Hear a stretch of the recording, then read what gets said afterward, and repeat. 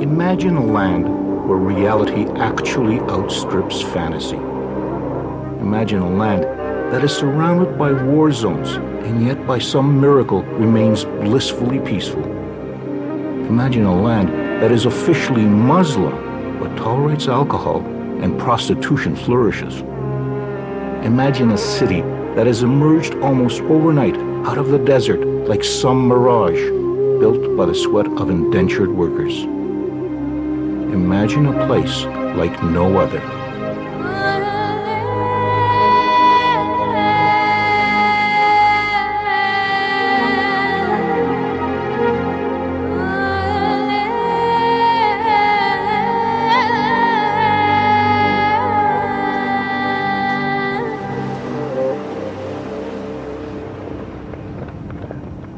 It's unusually quiet this morning at the old camel racetrack in Dubai.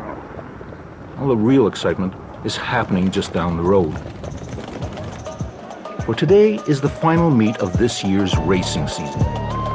Horse racing, that is. It is also the social event of the year, where the rich and mighty get to mingle with the lower strata of Dubai society. They've all come here to witness the richest horse race in the world. This year's Dubai World Cup, just over $21 million is up for grabs. However, there will be no wagering by the public at this event, for Dubai is a Muslim state, and gambling is forbidden. Nope, all that money will go to the owners of the winning thoroughbreds. And among those owners is the host of this event, Dubai's leader, His Highness Sheikh Mohammed bin Rashid Al Maktoum.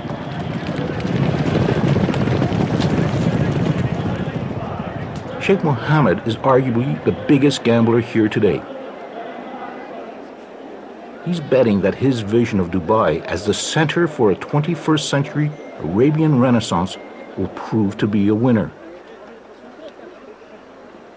Sheikh Mohammed came and said this is now a time for Dubai to go global, to surpass its locality and the region and try to reach to the furthest possible point in the globe. To help fulfill his vision, Sheikh Mohammed turns to the male members of his ruling Maktoum family. They help run what is known as Dubai Inc. For Dubai functions like a family business, but a family business whose CEO is not afraid to take risks. A stunning example of Sheikh Mohammed's risk-taking juts out of the Arabian Gulf. There was an idea to put the hotel on land.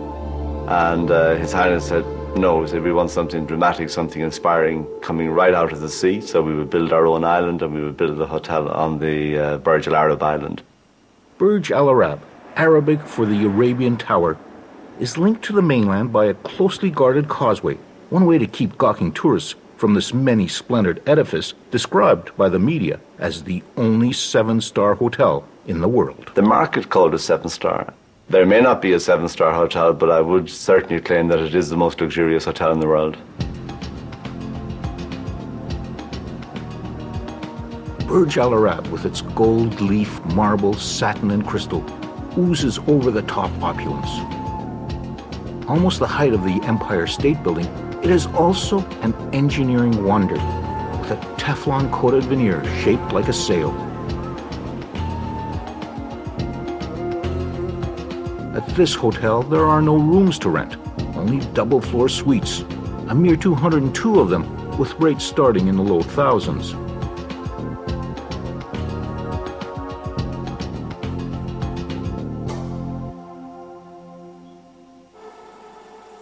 Everything is done to pamper the hotel guests.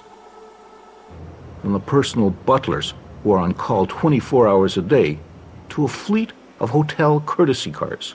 Well, not just any fleet, for after all, this is Sheikh Mohammed's very own dream hotel. Sheikh Mohammed said they have to be white and they have to have blue interiors. So you will notice all of our Rolls Royces, I think we have 16 of them now, including the new Phantoms. They're all white and they all have blue interiors, and that will be very much continue to be the hallmark of the Burj Al Arab long into the future.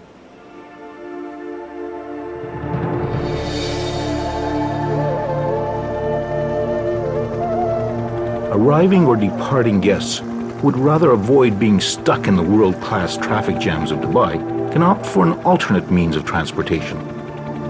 The hotel's helipad is used sparingly. Guests complained about the noise. The helipad, though, was the site of a great publicity stunt. The Agassi-Federer tennis match put Burj Al Arab onto the newscasts and front pages around the world and helped consolidate the name of Dubai as a brand. This is one city that has done its share of marketing and promoting itself. So, the attraction comes with the good marketing and the good selling of Dubai. Dubai's biggest promoter and ruler, Sheikh Mohammed bin Rashid Al Maktoum, is the latest in a line of the Maktoum family who've reigned over this place. The Maktoums first arrived at this tiny port town more than a century and a half ago, and through most of that reign, there wasn't much about Dubai worth promoting. Well, going back into history to the 1950s, the place was radically different from what it is right now. It was just a simple city of no importance at all. And when you talk about poverty, then, you could smell and you could see and you could sense that people were really in subsistence, and there was hardly anybody who was educated at the time. My father never had any formal education. He didn't know how to read or write. This was a town of no distinction, a desultory home to traders and pearl divers, with the occasional pirate or smuggler taking refuge along the shores of its creek. And then in the mid-1960s, a small reserve of oil was discovered in Dubai, paltry in comparison to those of its neighbors in Abu Dhabi or Saudi Arabia, but big enough that Dubai's leaders saw a chance to transform his desert land. Sheikh Rashid was the founding father of modern Dubai. He was a businessman, he focused on economics, and this is where Dubai is different. It has a focus. Economic is the focus of Dubai. Sheikh Rashid started modernizing the city. New roads and buildings sprung up, and a brand new harbor down the coast was created. When it opened, it was the biggest man-made port in the world and gave Dubai its first entry into the record books. In the early 1970s, Dubai joined with 6 surrounding emirates and formed a state called the United Arab Emirates. Of the group, Abu Dhabi might have had the most oil, but Dubai had the drive and ambition. By the 70s, Dubai saw a flood of foreigners turn a sleepy town into an instant city. These early expatriates, or expats as they are known, came mostly from South Asia and surrounding countries like Iran and Iraq. They and all the other expats are here because in this tax-free port city, they see that they can make some real money. So this is a transient place like any ports in the world is. Port cities usually are cities that bring in people on a temporary basis, and after they make it, they go back to their own country. So we expect many of these Asian, European, American, Arabs, whatever nationalities they come from, they come in here. Some decide to stay longer and some, cut their visits. But on the whole, they are not meant to be here indefinitely.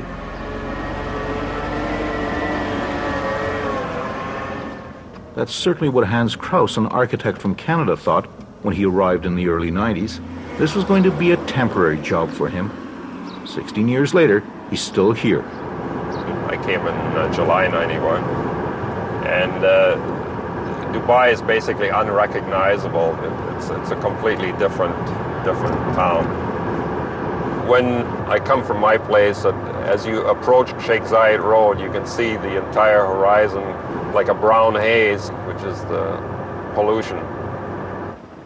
Hans Krauss is working on a structure that will soar above that pollution and will become the latest addition to Dubai's growing list of superlatives. When finished, the Burj Dubai, a hotel, office, and residential complex, will lay claim to the title of the tallest building in the world. The pace of construction is amazing. Close to 6,000 men work round-the-clock shifts at the tower, which rises 2 floors in a week. By the summer of 2007, it had already surpassed Toronto's CN Tower as the world's tallest freestanding structure. Hans Krause's job as executive architect is to make sure that all the interior finishes are completed as specified. I guess we just got to make damn sure that the fire rating gets maintained here. While the bulk of the building is constructed of reinforced concrete, the top part will be steel, allowing for the possibility of adding additional stories if needed or wanted. The building, I can tell you that it will be more than 700 meters and it will be more than 160 stories, and it was designed by Skidmore, Owings & Merrill with the possibility of changing the height. This $20 billion project is a development by a publicly traded Dubai company called Emaar, with one very large minority shareholder, the government of Dubai. And that government is, of course, Sheikh Mohammed and the Maktoum family.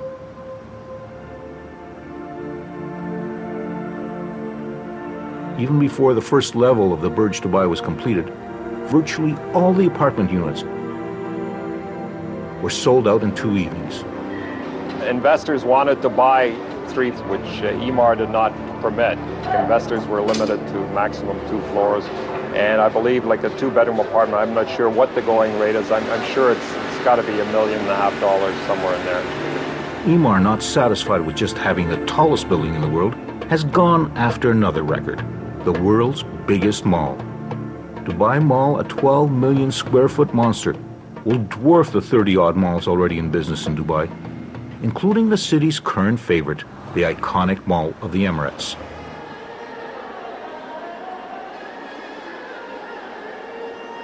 When the shop till you drop crowd tires of trolling through the 450 shops and restaurants, they can check out the temporary kiosks, selling perhaps the most popular item in all Dubai, real estate. The real estate market is red hot. Properties are grabbed up on a basis of nothing more than some models and brochures. Owners flip newly purchased apartments 3 or 4 times before a single grain of sand has been moved. Some are concerned that this property bubble might burst overnight, but that hasn't stopped the buying frenzy. How did you make the money? I bought it at 750. Oh, very good. And now they will increase next month? I will not buy. I bought 3 already. It's enough. I know. No, I mean, next month they will increase 5%. Yeah, I know. In 2 days. Dubai is known as one of the fastest growing cities in the world. This massive urban development is driven by Sheikh Mohammed's decision to turn Dubai into a hub for finances, services, and especially tourism. And here at the Mall of the Emirates, one of the biggest tourist attractions is its indoor ski hill, kept at a steady minus 2 degrees Celsius, even as temperatures outdoors might soar into the 50s. There are plans to open another ski hill, which will not only be the world's largest, but its slope will revolve. Another first for Dubai. Dubai is caught up in a building frenzy. Something like 1/5 of the world's construction cranes are here on this piece of land that's smaller than Canada's Prince Edward Island. While the construction cranes of the giant building developer Emaar jostle for space in the skies over Dubai, there's another development company jostling for other bragging rights in this land that craves superlatives. A company known as Nikhil is behind the extraordinary man-made island developments visible from space as they emerge out of the Arabian Gulf. It is a construction conglomerate that is ultimately owned by Sheikh Mohammed and the Maktoum family. Yeah, that's exactly. So we can actually Among the senior management at Nikhil is a Canadian. Robert Lee was recruited from Vancouver, where he worked on some of that city's largest property developments. The biggest difference that anybody goes through when they first come here is a sense of timing. The typical real estate development in North America and other places would take between 5 to 10 years. Here, it's 3 years. So everything you do is a lot compressed, and you got to do it fast. As quickly as building plans are announced, They are gobbled up by voracious buyers, eager to indulge in Dubai's real estate banquet. And by far the most coveted properties are those that have some view of the sea. If you look at Dubai from one end to the other end, it's about 65 kilometers of shoreline. That's it. So the mandate was to create additional beachfront land because water is considered life. So we have this. In the beginning, we actually created an island like this. I was saying, hey, this looks great. But what we've been mandated is, no, create the land that has a maximum linear frontage of water. So do it this way. So what doing this way, you actually create waterfront real estate that's much greater than anything you can imagine. Sheikh Mohammed was behind the plan to move desert rock and sand to the sea. Another plan was to move the sea to the desert. Although it's middle of the land, the developer Nakhil has pumped seawater into this area, and every house actually has a waterfront view. One of those houses with a waterfront view belongs to Robert Lee. When this house was first marketed, this was just nothing but desert, and it was marketed about $700,000. We're sitting on a quarter acre. House is about 5,000 square feet, so it's considered estate lot. Now it's about $2.5 million in 3 years. 27. So what's so cold about it? I think there is a overriding feeling from people who are coming here and saying, this is just a temporary place. I am here just to make money, 2, 3, 4, 5 years, and I'm going to be out of here. When my bank account reaches a certain level, that's it, I'm back. For many expats, Dubai is like some kind of economic oasis, a place to stop briefly, replenish the bank account, and then move on. Sometimes I feel somewhat lonely and then think about our families in Vancouver. So my heart is always in Vancouver. I really want to go back. Yeah. That's why we go back every summer. I really want to go back for good. Yeah. My time is numbered.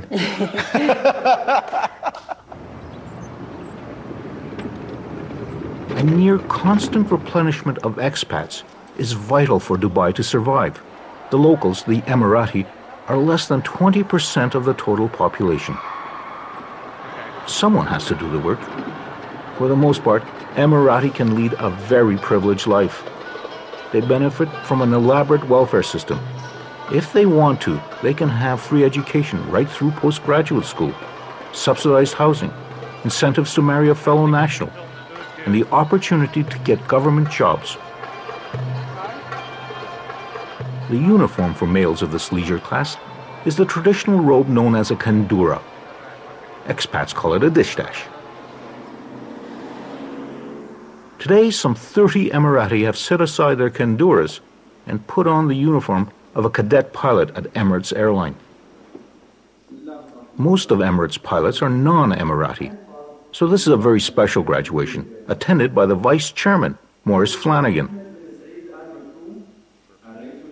and the Chairman, Sheikh Ahmed. He's also the uncle to Sheikh Mohammed. They were both there at the very beginning of what has become today the fastest growing airline in the world. It was in 1985 when Sheikh Mohammed decided Dubai needed an airline.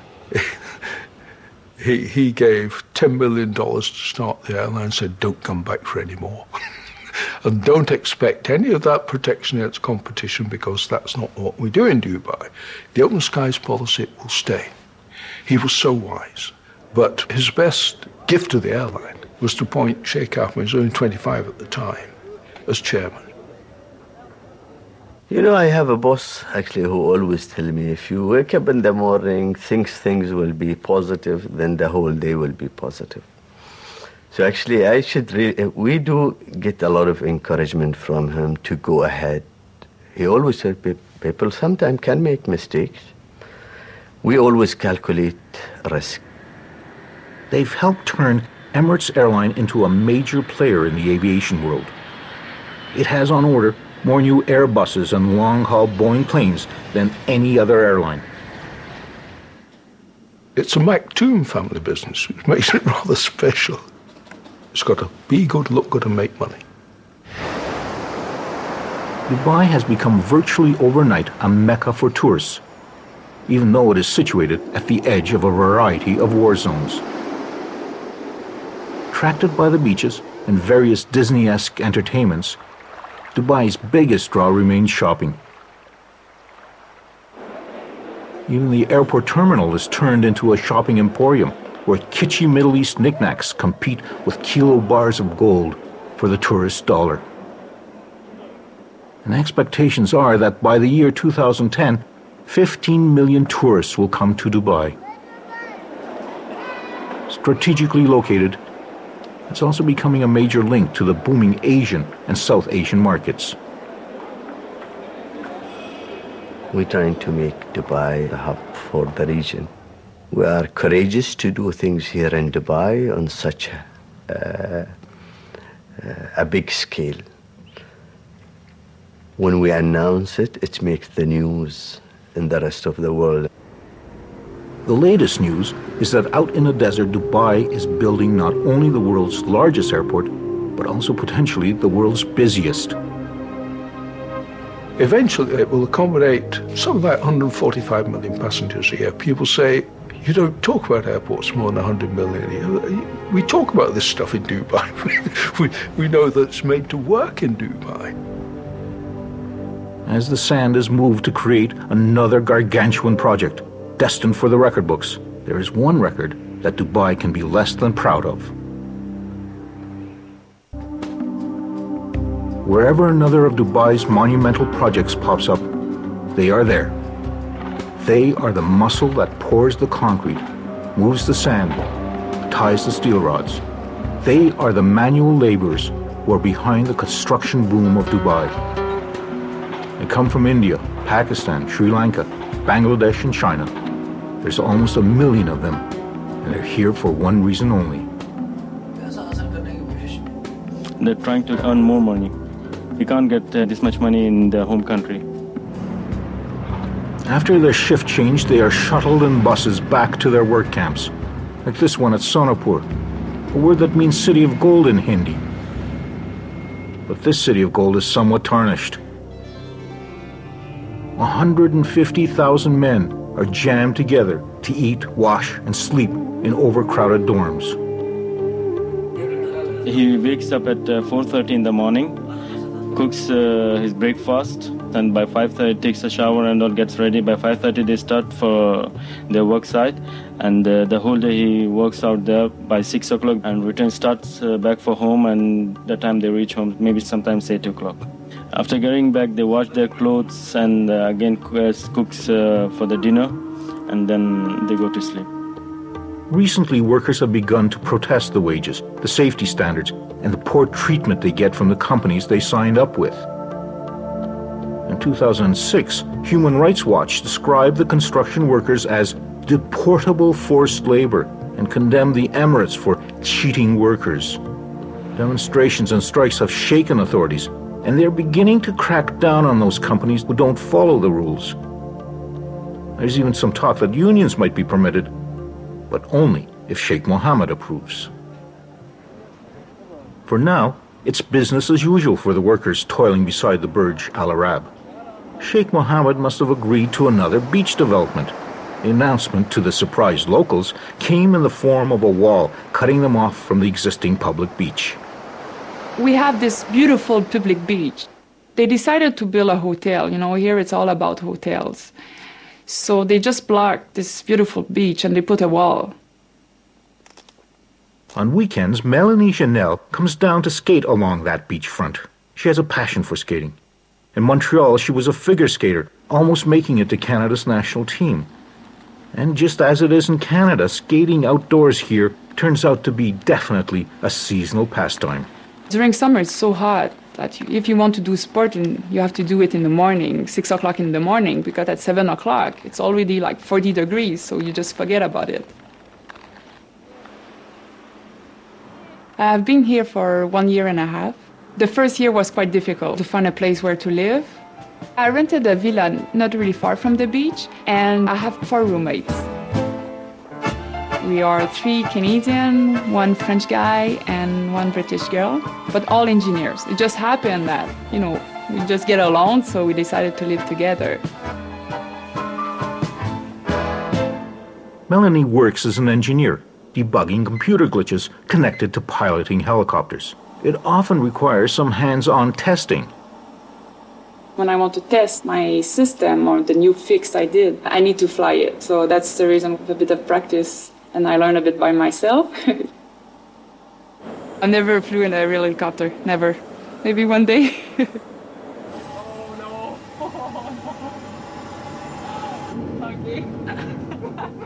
Simulators can help pilots prepare for real-life situations. But there's no simulator that prepares expats for the realities of the Great Divide between them and the local Emirati. At my work, there's no Emirati. Yeah, there's just no opportunity to meet them. The culture is different. Yeah, they are different. Adding to the cultural divide is a slew of local rules expats are expected to know and follow. So they have a lot of regulations for us, which is normal, all these strangers coming to your country. So we need a permit for the alcohol. Everything, we need a letter from our company. And they mention about our salary. For the alcohol permit, depending on your salary, you can buy a little bit more per month. So you get a high salary, okay, you can get drunk a lot. But this is also a land which has Sharia law. And it's not just Muslim women's rights that are affected.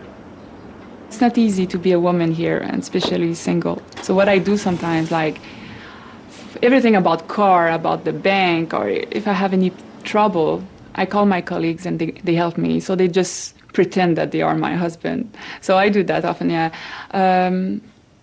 Like here, the culture, the Arabic culture and the Indian culture, they see women differently. And I want to know more about their culture, and especially the women, because it's more difficult to talk to them. You don't see them often. You see them at the shopping center. Otherwise, on the street, they're just in the car, and they just don't see inside.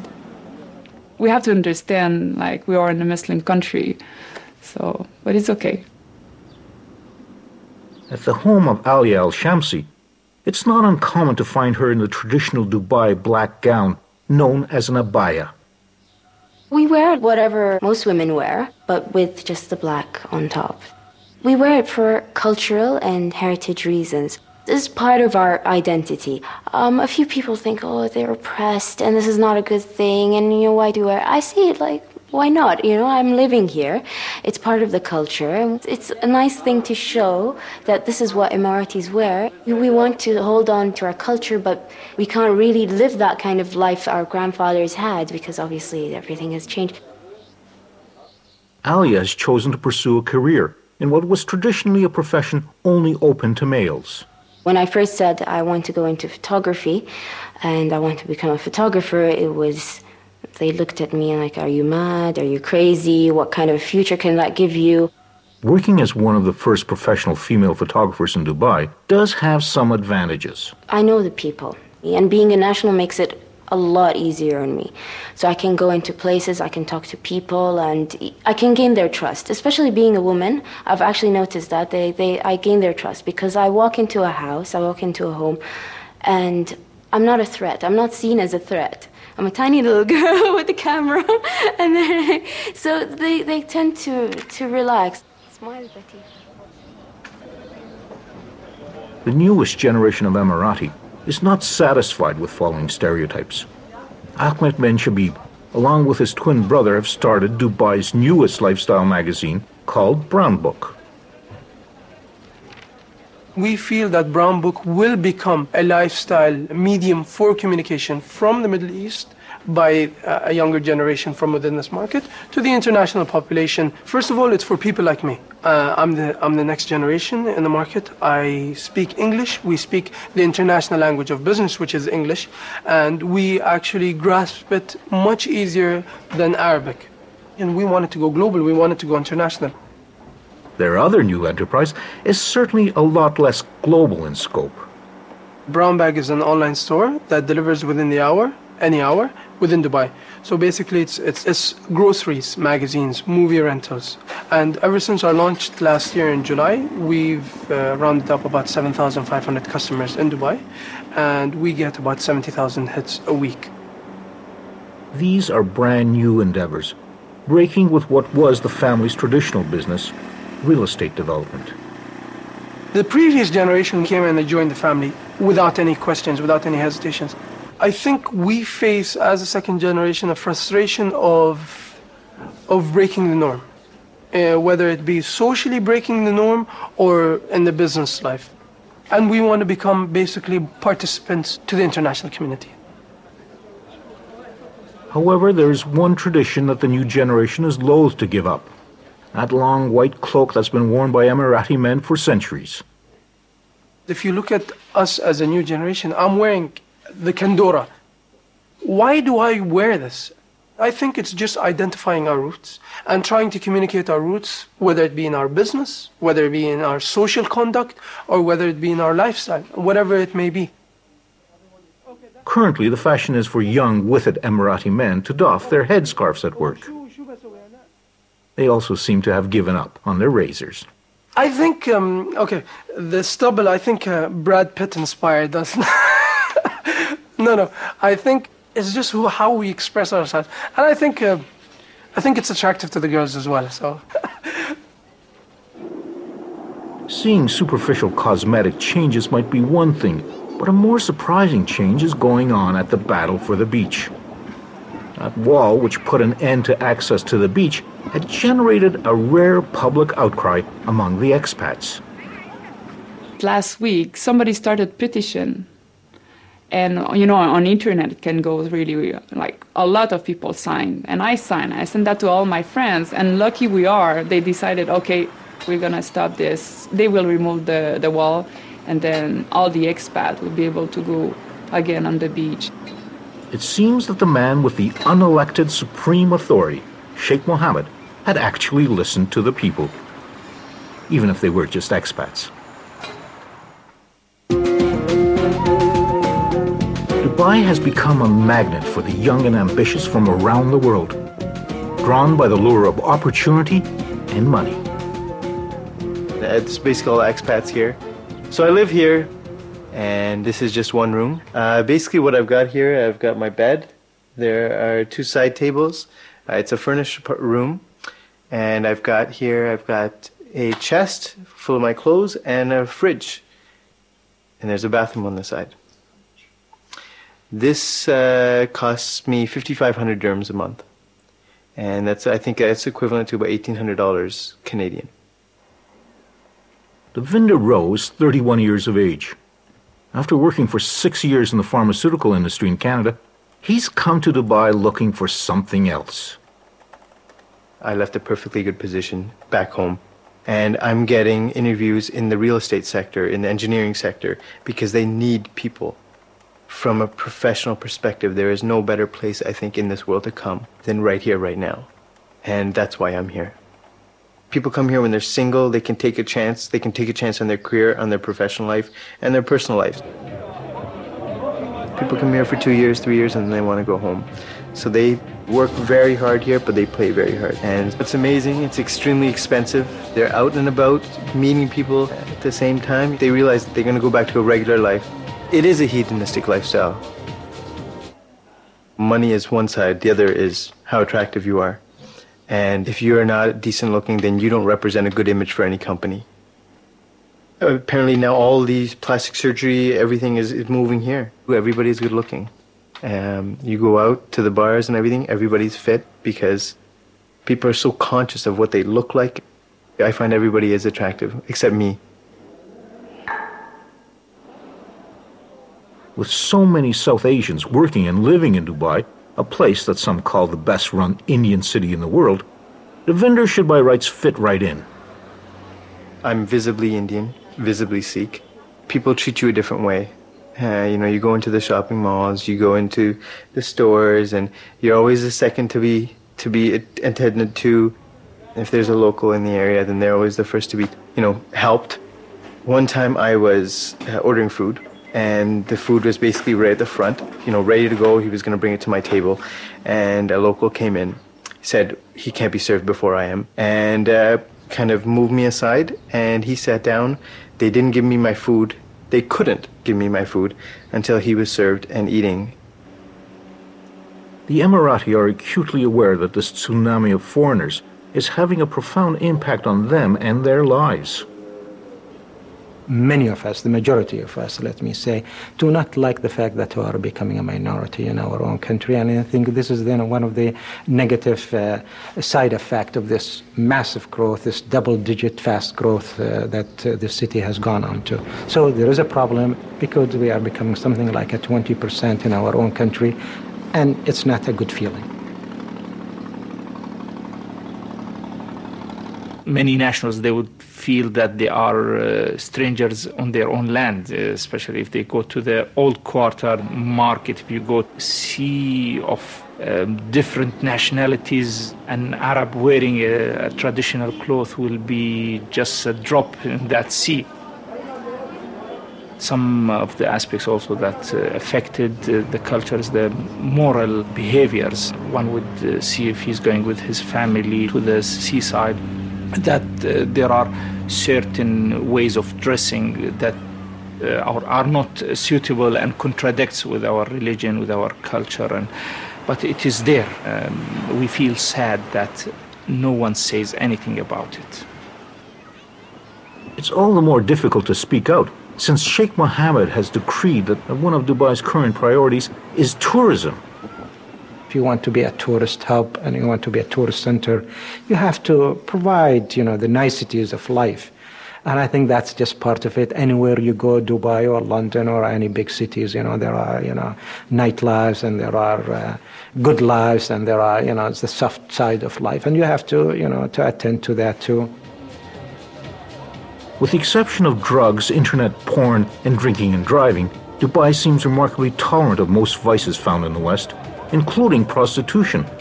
But not everyone is happy about it. Of course, it's an offense to see a prostitute either walking in the street or being in the hotel, or dressing or calling her clients publicly, and it's outrageous to find such a thing in Arab and Muslim country. One nightclub had become particularly notorious. Every night, up to 600 women from former Iron Curtain countries in Asia, officially here as kindergarten teachers or domestic help, would show up to work the night shift. No one is saying why it suddenly closed its doors, but prostitution continues to thrive, even though it is officially illegal. And if that's what attracts the expats and what makes them feel comfortable, and if that's their business and if that's what they want to do, so be it, This is not an invitation for the Muslims to be corrupted. If they don't want to touch these places, there are plenty of mosques, there are plenty of prayer places that you could go to.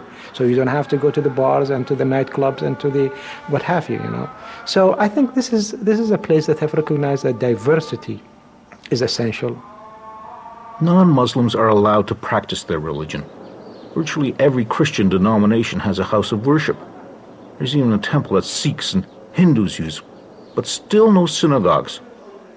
And it's still officially forbidden to enter the country using an Israeli passport, although there are no prohibitions against Jews traveling to Dubai.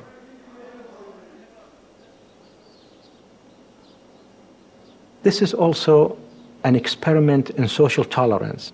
People that don't get along with each other outside, they come in here and they get along with each other extremely well. A rich brew of war, instability, and terrorism bubbles in the region that surrounds Dubai. This is a region that is very volatile. This is a region that is full of crises. Why Dubai has stayed out of it, that's, a miracle of a sort, and I hope it stays that way. I hope nobody comes and tampers with the security and the safety and the stability of this place. The American carrier battle groups that patrol the Arabian Gulf around Iran and Iraq have made Dubai a regular port of call for servicing ships and shopping sailors. Its importance has even been publicly recognized by a prominent supporter in Washington. They are a key partner for our military in a critical region. And outside of our own country, Dubai services more of our military ships than any country in the world. The American president and the American Navy might think of Dubai as a trustworthy ally, but the American Congress had a different idea, with shocking results for Dubai.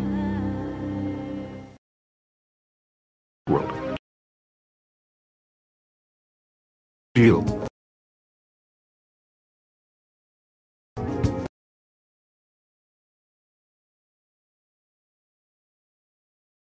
A political firestorm broke out in Washington. Security concerns, ultimately scuttling the deal. Honestly, we have been disappointed. We really within misconception. There,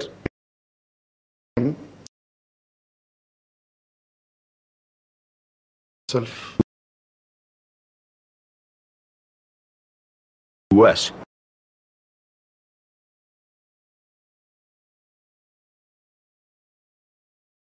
Which just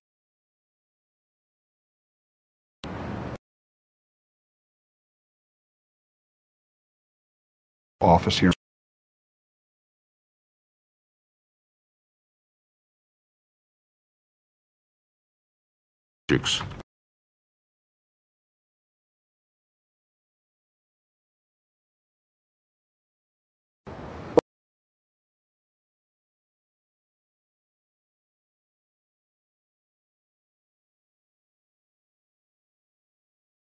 Of a for us.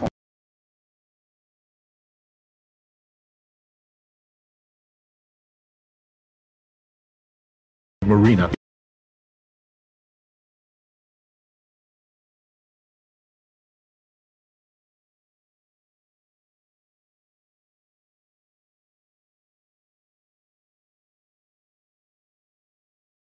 Begin with.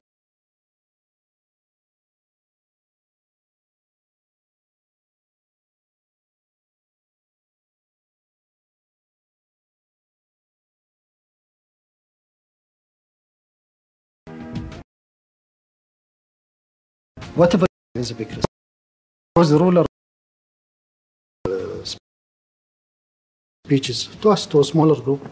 He said, one upon a time, I, as a leader, keep Dubai the way it is, a traditional state, or take a totally different direction and take the risk. And at that time, we started to think beyond the box. Thinking beyond the box has also meant moving beyond the borders of Dubai. The Jumeirah Group, another of Dubai Inc.'s corporations, is out there buying high-end hotel operations, including New York City's Essex House Hotel. Bourse Dubai, a Dubai Stock Exchange holding company controlled by Sheikh Mohammed, is in the process of buying almost 20% of NASDAQ, one of the U.S. key stock exchanges, and almost 30% of the London Stock Exchange. Dubai Inc. is also investing in another desert city, Las Vegas. It is trying to make a point for itself and for everybody else that we could build probably the first ever non-oil economy in this region that is primarily an oil-oriented region. And we could make a non-oil economy that is infinitely better than an oil-based economy.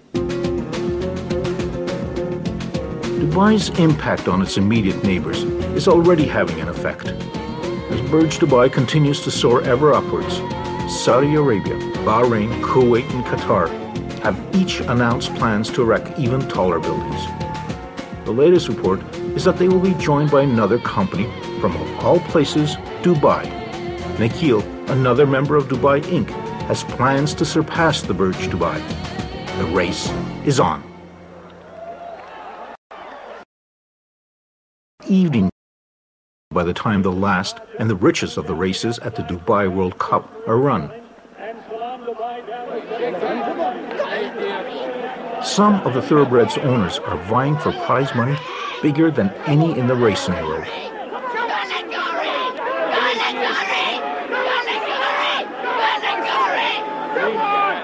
But Sheikh Mohammed is betting on something even bigger, a city-state unlike any in the world today. I think this is the kind of tolerant, modern, acceptable Islam that prevails in here. And this is Islam that goes along well with modernity, goes along well with globalization, that is not extremist or fundamentalist in any way, and I hope this is the kind of Islam that is spreads around.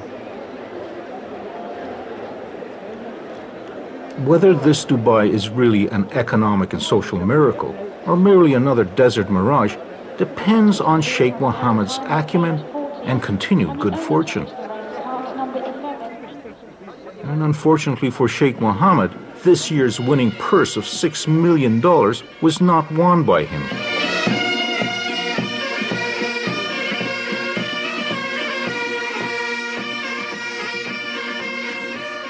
However, the money will stay in Dubai, for tonight's big winner just happens to be Sheikh Mohammed's brother.